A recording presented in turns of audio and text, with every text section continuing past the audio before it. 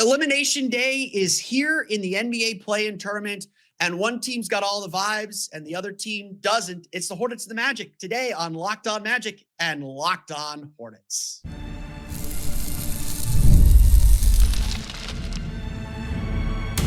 You are Locked On Hornets, your daily Charlotte Hornets podcast. Part of the Locked On Podcast Network, your team every day. In a minute, cuz we live.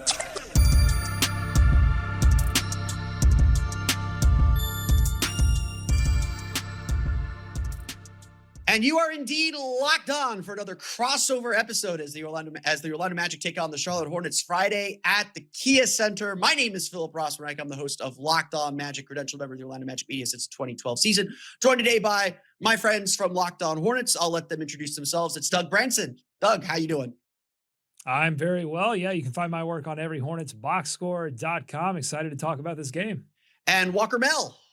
Walker Mehl, Weston Walker here in Charlotte, Sports Radio 92.7 WFNZ. I don't even know how to pronounce my own last name. We literally just had this conversation the other day. Yeah, that's it. That's right. Go ahead and pronounce it with a little bit of French at the end. So I'm happy to be here, man. And it's hilarious. I'm sure Doug is as well. We've been happy. The vibes have been immaculate for us, really not all season long, but since 2026. And so unlike Miami, I'm happy to be in the play-in tournament. And maybe even a little unlike Orlando, I am happy to be in the play-in tournament, advancing from the 9-10 matchup. We are going to get to all the vibes and talk all about the insides and outsides and all over the places of this Magic Hornets matchup that we're going to see Friday night. But before we do any of that, I want to make sure you know that today's episode of Locked On Magic is brought to you by FanDuel. Right now, new customers can bet just $5 and get $250 in bonus bets if your first bet wins. Head to FanDuel.com to get started. You guys want to start with the good vibes or the bad vibes? I feel like we should start on a positive note and talk about good vibes more than bad vibes, right? Yeah, good news first is fine. I'm usually a bad news guy first, but we can start good news here. So it'll probably be for Hornets fans, it'll be a sandwich of good. For Magic fans, it'll be a probably just a lot of bad in the back half of this episode. But you mentioned it earlier that the Charlotte Hornets have completed one of the great turnarounds in the NBA, really since about Christmas, would you say? Mm-hmm. The Magic have obviously seen the Hornets three or four times. They've seen them three times since that turnaround really started to pick up steam. But from your perspective, what has really charged this Hornets team to go from a team that has a lot of nice young pieces? Like, I've always loved the young players on the Hornets, and they were always maybe between eras for a while. But what really supercharged them to find this jolt of confidence that's worked so well for them? Yeah, I'll go with a couple things. One, we have to start with health. We joked a lot at the beginning of the year how a legitimate goal was to see what the team looked like. For Jeff Peterson to watch his team play basketball, which had eluded them for each of the last 3 seasons. So they finally got health on their side. And that wasn't the case at the beginning of the year. LaMelo got banged up just a little bit. Brandon Miller got hurt, I believe, in the second game of the season. So when both of those guys came back, they avoided major injury. And we'll knock on wood just in case for the future. But they avoided major injury. Once they did come back, Khan plays every single game except one this year. Sion James, an important role. Second, Sion James comes in, and that's right. Yeah, that was the Magic game with Khan. Sion James, he comes in, plays every single game. Like, everybody is able to play their role because everybody has been healthy. 2, I'm throwing up the Moose antlers, baby. I'm throwing them up. Oh, yeah. Ever since he came into the starting lineup, December 23rd, because Ryan Kalkbrenner got injured, that's when you started to see all the numbers take off. That's when you started to see the net rating go crazy, the offensive efficiency, the defensive rating, also that goes sky high. I think those are the 2 biggest reasons, to be honest with you. It's health, first and foremost. LaMelo getting to showcase his talent with all the talent around him. They supplemented him finally with all this talent, right? But the 2 biggest keys, like what unlocked all of this, it's health, simply. And then it's also Moussa creating the Killer Bees lineup that we've seen really since 2026. Yeah, I'd agree with both of those points there from Walker. I would also add in that Knueppel, LaMelo Ball, Brandon Miller being healthy and just obliterating teams from beyond the arc has also been a key factor. And in fact, to bring the Magic back into this, so Walker was right. The shoulder injury for Brandon Miller was game 2. And then just a couple of nights later, they would get blown out by the Heat, and then back-to-back get blown out by the Orlando Magic. And in that game, I wrote in my notes that the Magic physically bullied the Hornets inside, and they took advantage of the fact that the Hornets didn't really have any offense. And that was a story early in the season. Early in the season, they could build a lead at halftime, but they could not sustain it. Once everyone got healthy, once the ascension of Moussa happened, because they now have two very potent weapons. One is the three-point shooting, but the other is Moussa generating offensive rebounds and not necessarily putting them back, although he can do that. Kalkbrenner can do that as well, the backup center. But then kicking those out for more three-point shots. And then so in those later games against the Magic, I think in one of them, the Hornets hit like 9 first-quarter three-pointers in one of the blowouts. It was just a vastly different team later on in the season than they were at the beginning.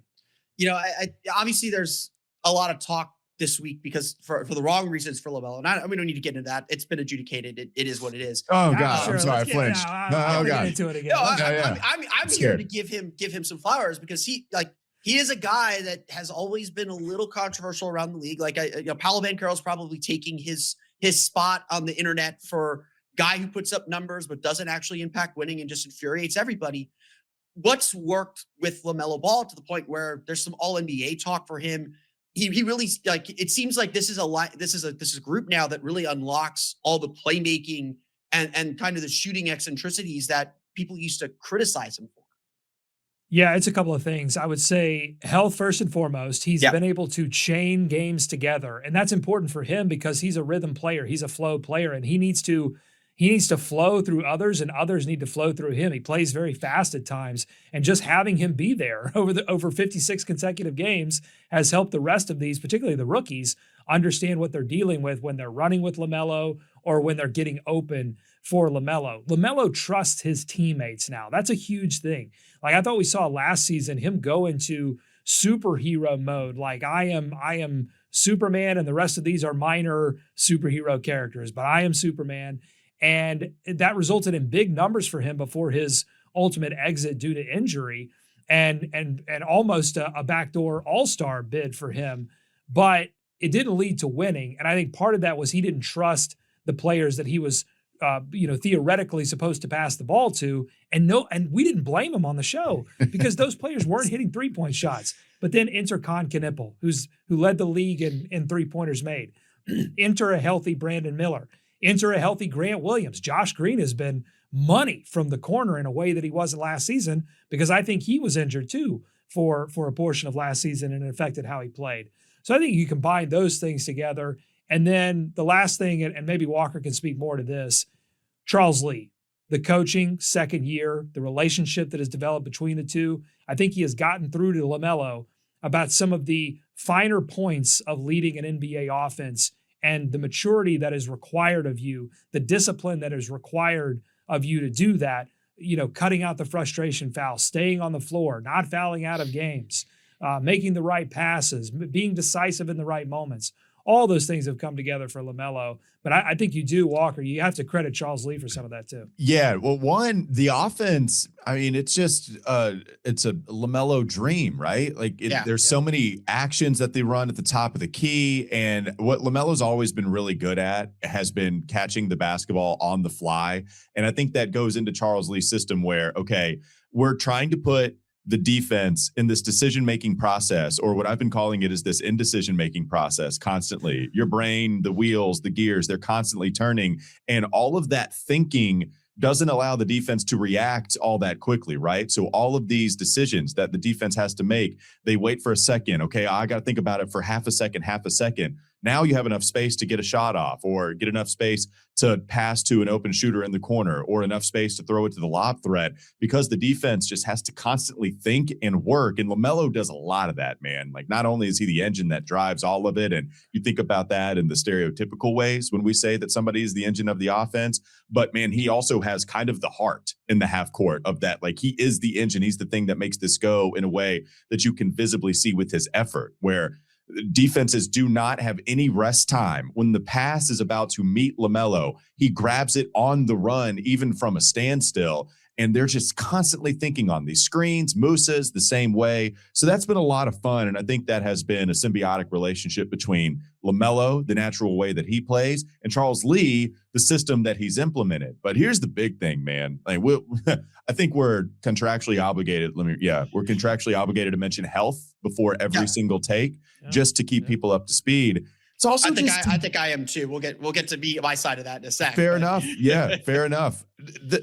It's just talent. It's just having talent. Like Doug mentioned it when we didn't blame LaMelo for not wanting to pass the basketball to whoever one of his teammates were last year. I've thrown some guys under the bus, and I don't want to make examples of G Leaguers anymore by saying they were G Leaguers last year, because it's not their fault, man. They got asked to do all of this stuff that NBA players are asked to do, not G Leaguers. And LaMelo had to throw to a whole bunch of guys. Like, if you want to go back and look at the roster, it's ridiculous. The way that I'll go ahead and sum it up is that Josh Green, I think, was second on the team last year in minutes played. And now Josh Green is like, the 8th guy on the squad, the 9th guy, having a little bit of trouble getting into the rotation with the way that Charles Lee is tightening it up. So it's just the talent around him. And that was always the thing, man. What is LaMelo? And the way that you answer that question is by putting the talent around him that allows us to find that out. And over the last 3 years, we weren't able to, because not enough talent was around him. This year there is, and we're seeing like that he'll get some third-team All-NBA votes. Yeah, and look, like we've covered, between the three of us, we have covered a lot of bad basketball over the years. Cheers. Cheers. I am so happy that the Hornets are good. It's probably going to come at the Magic's expense, but we've covered a lot of bad basketball. And I don't know how you guys feel, but I always felt with like some of those rebuilding Magic teams, it was never the lack of talent necessarily, because like Nikola Vucevic was a 2-time All-Star. Aaron Gordon's a key player on a championship level team. It was, you were always asking them to do more than they were capable of. And when I feel like when that light finally clicks and it's like, oh, we're all in the right roles, it just becomes this huge wave of confidence, especially in losing situations. Like this Hornets team in a lot of ways reminds me of the 2024 Magic team from 2 years ago that finished 5th. And I tell people this all the time, like the first time a young team is learning how to win and experiencing winning, it is the most fun thing in the world. Everybody's having a good time because they've never done this. They never want it to stop. It never stops. And then you start hitting the expectation wall in the next season. And that'll obviously be, I think, the big question for this Hornets group next season. But that's next season. This season is about this one play-in game to determine who's going to face the Detroit Pistons, because we're going to go from the good vibes of the Hornets to the bad vibes of the Magic coming up here in just a moment. This episode is brought to you by Indeed. Workplace chaos, deadlines stacking up, inbox overflowing, the one position you have to fill still sitting open. When the pressure's on and you need the right hire, this is a job for sponsored jobs. Indeed Sponsored Jobs helps you reach the people who actually fit what you're looking for: skills, experience, location. So you're not just hoping the right candidate stumbles across your post. And here's the stat that says it all. In the minute I've been talking to you, companies like yours made 27 hires on Indeed, according to Indeed data worldwide. So if you're hiring, spend less time searching and more time interviewing candidates who check all your boxes with Indeed Sponsored Jobs. Spend less time searching, more time actually interviewing candidates who check all your boxes. Less stress, less time, more results. When you need the right person to cut through the chaos, this is a job for Indeed Sponsored Jobs. And listeners of this show will get a $75 sponsored job credit to help get your job the premium status it deserves at Indeed.com/podcast. Just go to Indeed.com/podcast right now and support our show by saying you heard about Indeed on this podcast. Indeed.com/podcast. Terms and conditions apply. Need to hire? This is a job for Indeed Sponsored Jobs. This episode is also brought to you by FanDuel. The NBA playoffs, they're here, baby. Almost here. Play in here. NBA playoffs coming up soon. But anywho, with every possession, it matters. Every matchup, it's magnified. And every game can swing a series. Right now, FanDuel is giving new customers a great way to get in on the action. Here's what I like about FanDuel during playoff time. You can bet just $5 and get $250 in bonus bets if your first bet wins. The app makes it easy to follow the action with player stats, trends, and matchups all in one place. And during the playoffs, That extra insight really matters when you're looking at stars, role players, and key moments. It just makes the entire playoff experience more engaging from start to finish. Head to FanDuel.com to get started. FanDuel, play your game. More Locked On crossover coming up next. We want to thank you for making Locked On Magic or Locked On Hornets or both your first listen of the day. And thank you for helping make the Locked On Podcast Network the #1 sports podcast network. If you want to take your Locked On fandom to the next level, you got to join our Everydayer Club. With the Everydayer Club, you get access to ad-free audio feed of whichever podcast you're subscribing to. Subscribe to both. We both get the human monies. You also get access to the Discord server. You can talk with other NBA fans as well as other Magic or Hornets fans. Check it out today at lockedonmagic.supercast.com or lockedonhornets.supercast.com, whichever team is your flavor. Check it out today, and thank you as always for your support. There's probably not two teams still remaining that have different vibes about them right now than the Hornets and the Magic. Like I mentioned as we close that last segment, winning for the first time is the best thing in the world. Like when you're watching a team that is experiencing winning for the first time, it's like I don't know if I'm even allowed to say it this way, but I'm gonna phrase it this way. It's like getting high every night. It's there just like go. it is Sure. the absolute best. Watching this Magic team is like a bad trip. No. It's like you see the talent, because talent, I don't think talent's the problem. Like you mentioned, like that first matchup with the Magic won pretty handily. They just bullied the Hornets. And I remember that game because the Magic started 1-4, and that was kind of their get right game. And it was just like the Magic finally looked like the Magic after a really bad first week of the season, or first week and a half of the season. And frankly, the Magic have not looked like they did that night very much the rest of the year. And this just feels like a team that has lost its identity. They finished 13th in defensive rating. Their defense is all over the place. They played some of their worst defensive games of the season against this Hornets team. They frankly quit a lot. They've been a little bit better about that in the last few weeks, but there's still just something off about this team. And it already feels like it's going to be an offseason of some massive change. If you guys have anything you want to ask about what to expect from this floating carcass that is the Orlando Magic. Well, bad trips, not that I know anything about it, my friends. No, but never. that they're bad. So one of the reasons they're bad is because you expected to have a good trip. That's right. There were just so many expectations for this team. I remember listening to your show when I was producing Locked On NBA and pulling clips, and you were just there was so much hope. There was so much excitement in your voice when you were talking about this is the season where everything comes together. It's got to be championship. And I think it's really interesting when you look at the Hornets.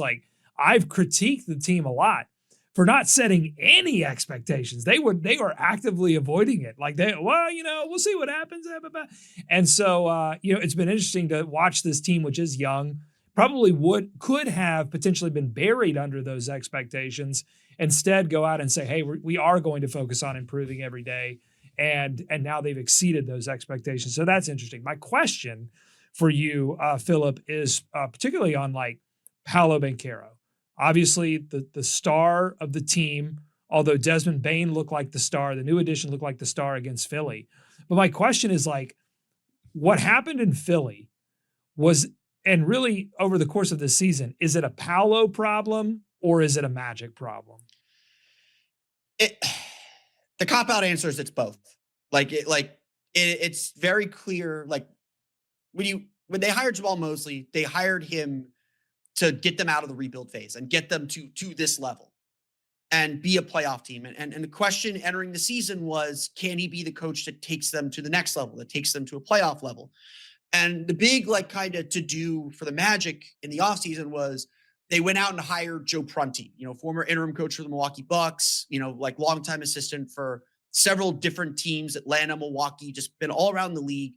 Not necessarily an offensive guru, but he was there to kind of help support a team that had not been outside the bottom 10 in offensive rating since Dwight Howard was playing for the team, since 2012. They accomplished that goal. They were 18th. This is the best offense the Magic have had in a decade and a half. but clearly there are just like some limitations to the way that they run their offense. It's a very sort of like read and react kind of freelance offense. The ball is supposed to find the person it needs to find.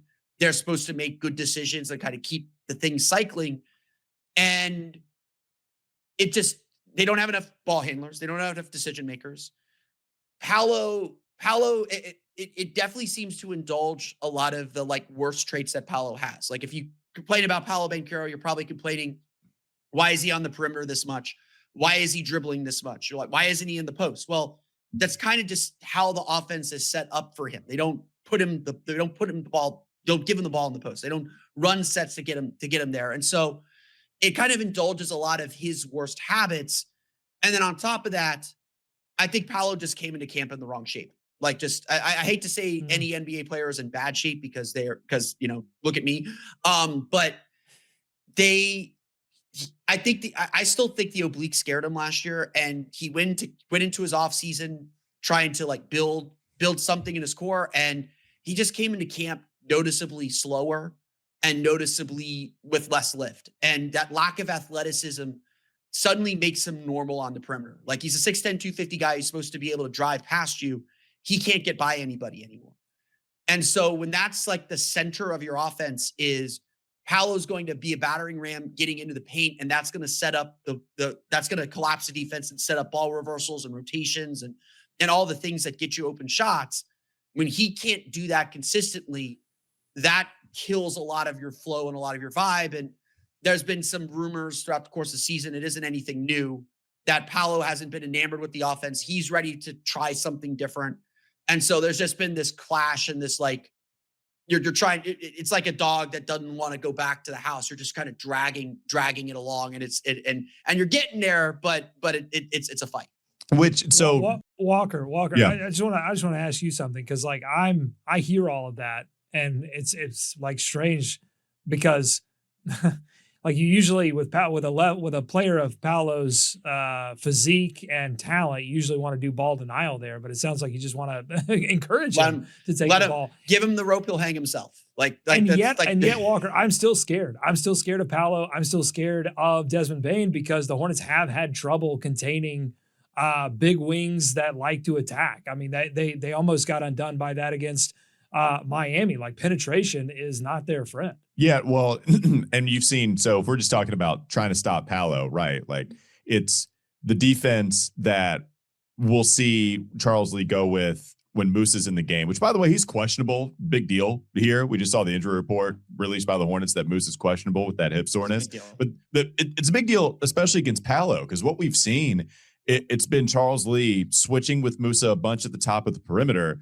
but also in this weird way because, God, he's just so beautifully unique. I don't know if you know this. I tend to get accused of loving Moussa Diabate a little too much. But what happens here at the perimeter is they're just okay with allowing him to be the guy that is defending Luka Doncic with the ball in his hands and Jalen Brunson and the best stars, the opposing best offensive players that are handling the rock. Hey, Moussa, you got it, man. We're not going to send you help. We're not trying to switch so much that we have somebody quicker on those guys. We're good. Moussa on Paolo, if you could build a guy to defend Paolo, I think it would look a lot like Moussa Diabate, which continues to go into a little bit of the fear here with him being questionable with that hip injury. And so with Paolo going at Moussa, I feel good. But now you start to talk about some of the other guys that get attacked a little bit. Khan got attacked a lot, even in this game against Miami. I actually thought he held up pretty well defensively. That's not the talking point. It's all about him not being able to hit a three, which is worrisome also. But he absorbs contact well. We have some guys that I think can be big and can absorb contact at an okay rate, but that's not necessarily LaMelo. That's not Brandon Miller. They need some help from some of those guys.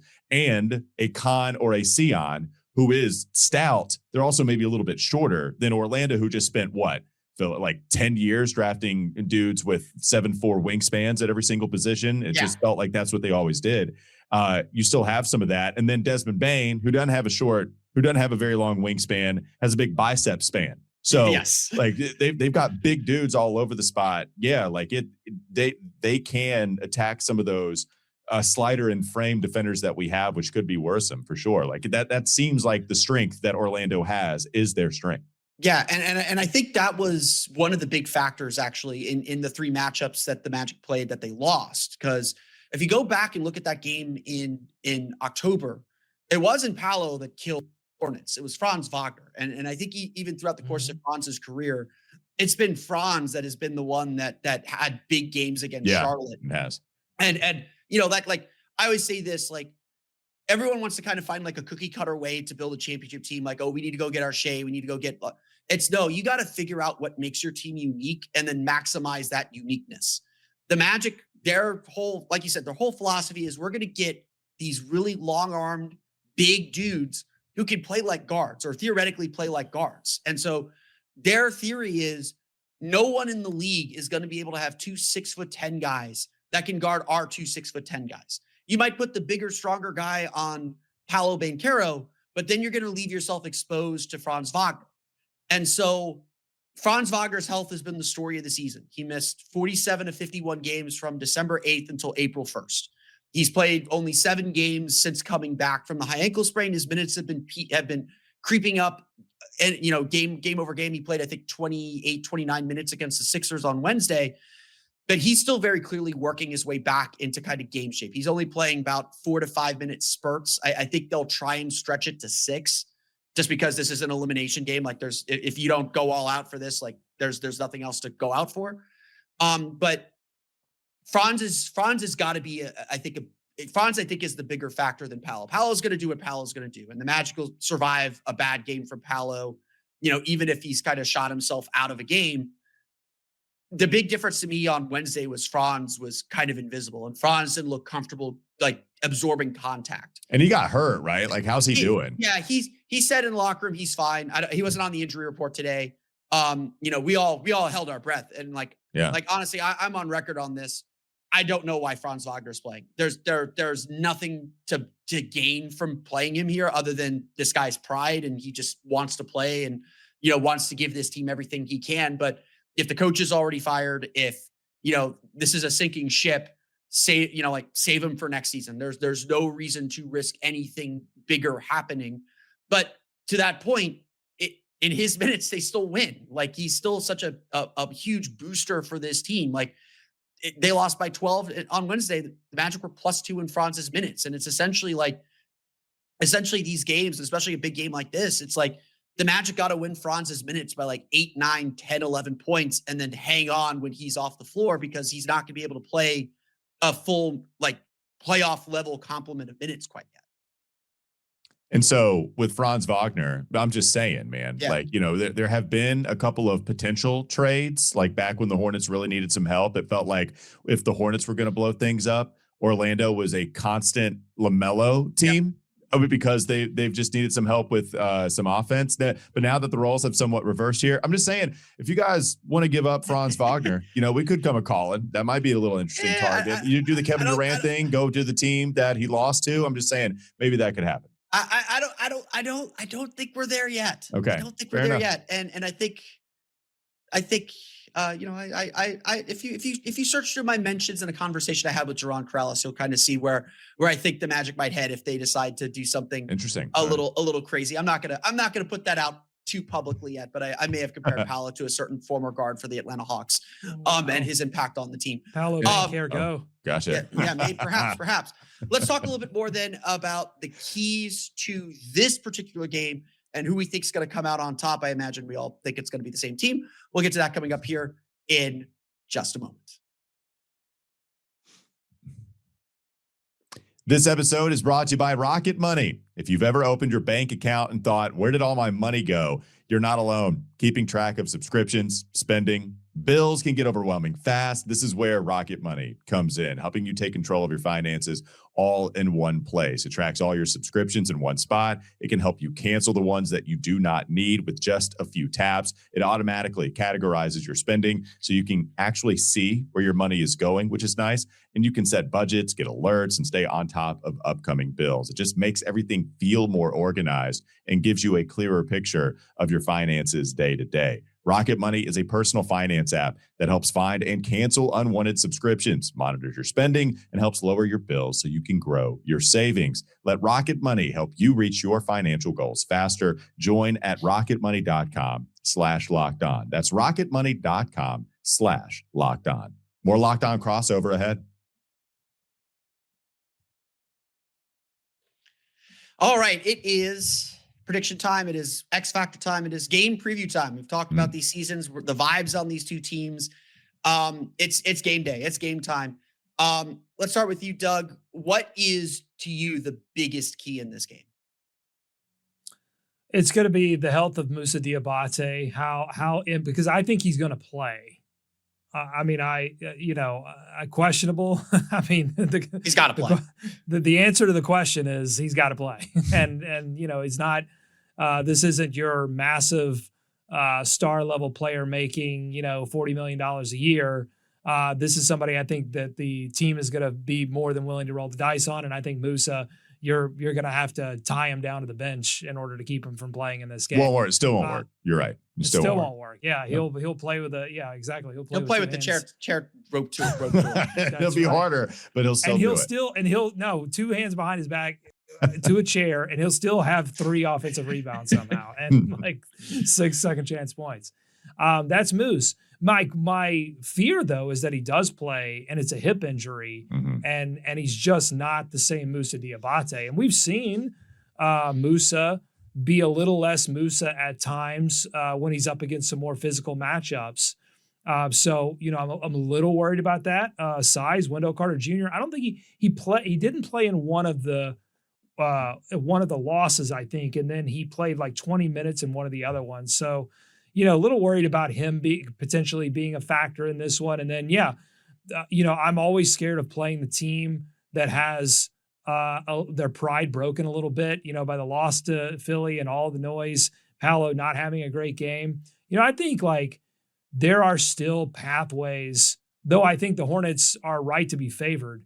I think there are still pathways for Orlando to win this game, particularly if Knueppel and a few others aren't going to hit 3-pointers at the same rate that they've been doing it all season long. Yeah, so if they don't do that, I'll just give you a simple player for being an X factor and a key to the game as well. I'll go Coby White. He has been unbelievable since coming over from Chicago, and he looked like a playoff player immediately. And I think that's what – I don't want to say they were missing it because that implies that LaMelo isn't a playoff player or Brandon isn't or Con isn't, or it feels derogatory towards all the other players. I just know Coby is without a shadow of a doubt. And I guess that has to do a lot with his strength and just willing the basketball through the hoop so many times, whether it be the game tying 3 to send it to overtime or whether it be just getting to the foul line because, hey, we need to manufacture something in this half court set when LaMelo needs a little bit of a breather in high stakes basketball. Don't worry, everyone. I got you. And he also says, I got you a lot at the end of the quarters, right? So if you can finish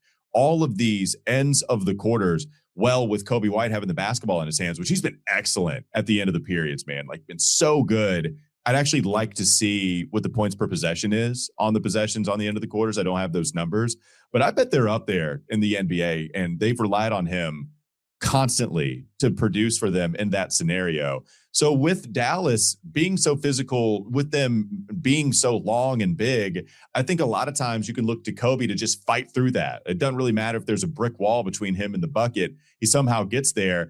And even you could see it against Miami too. In the first half, Coby went 1 of 6.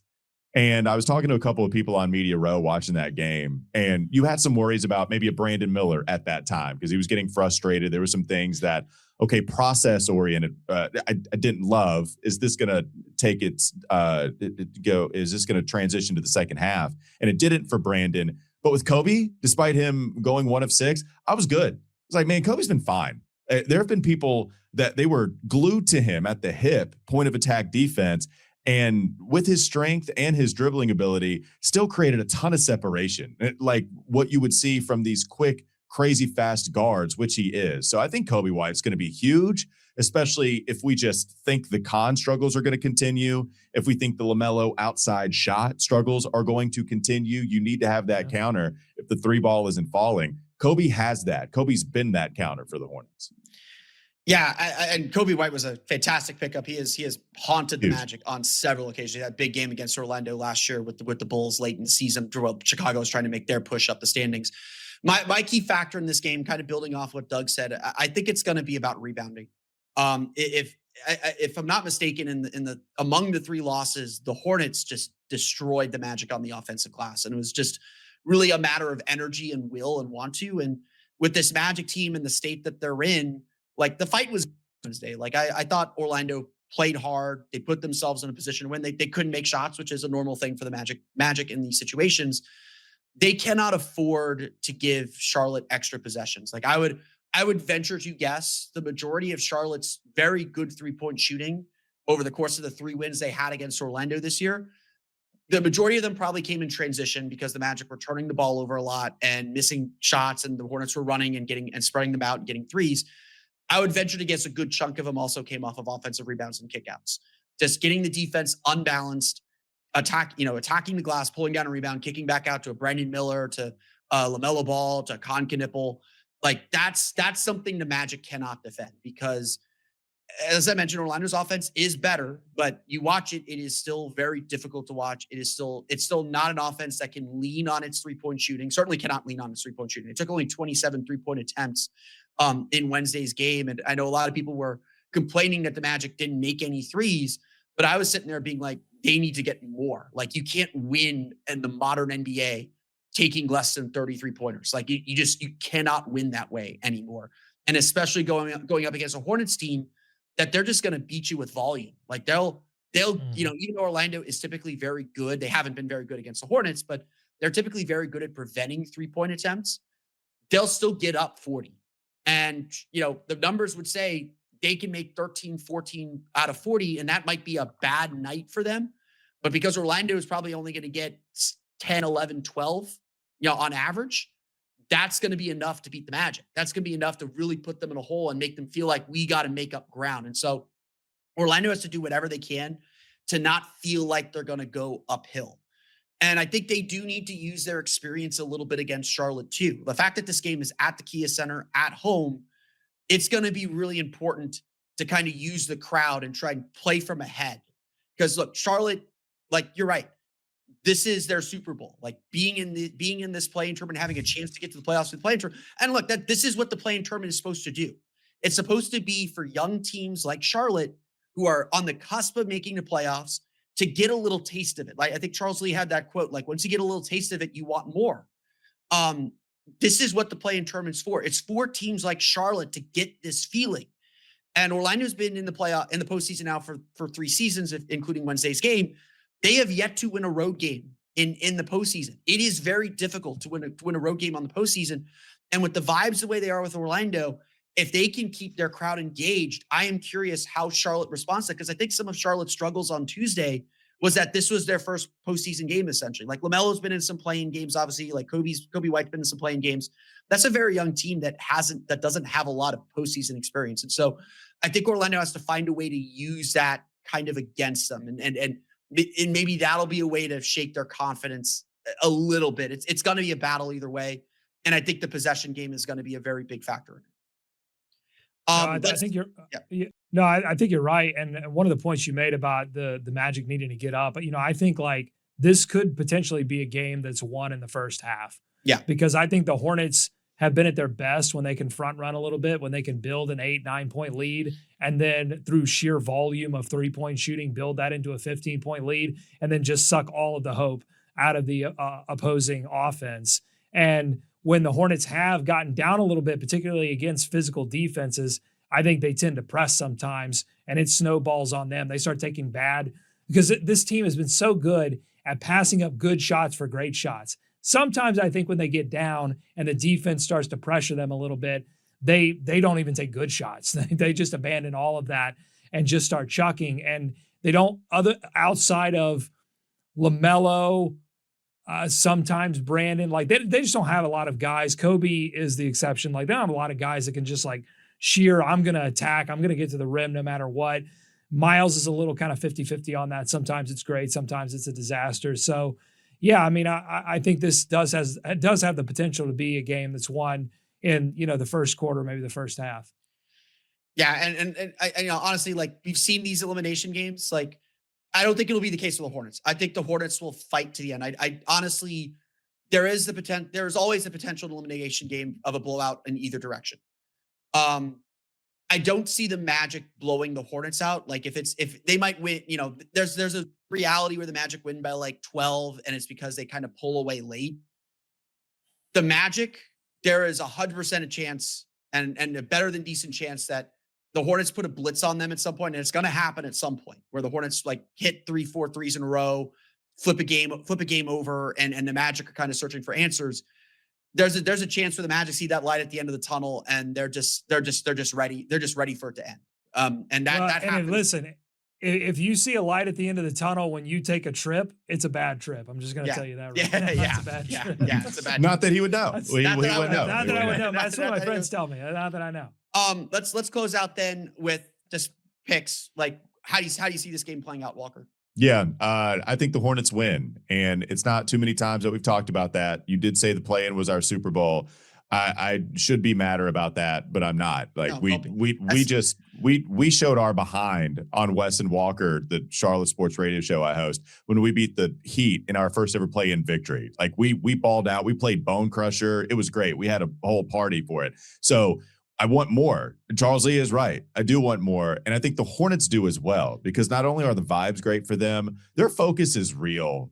Even after that game in the presser, they were saying all the right things. I think they were happy that they got a first ever Hornets victory in the play-in. But man, they do want more, and their focus is very real. This is a group that knows what they want, and they put a ton of effort to go get it out there. So I also think they've been the better team for a longer time. Again, we're not used to saying that, but they've been one of the best teams in the NBA. I'm going to go with what I believe to be the better team in the Charlotte Hornets, and I'm going to pick Charlotte to win.